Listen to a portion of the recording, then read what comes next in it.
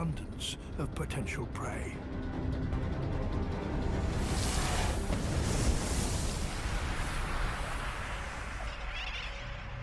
The fledglings stay out of the water if they can.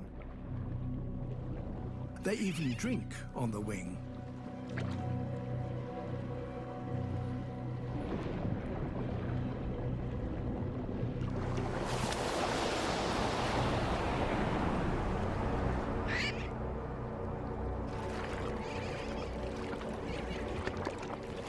If the Trevally are to catch one now, they have to up their game.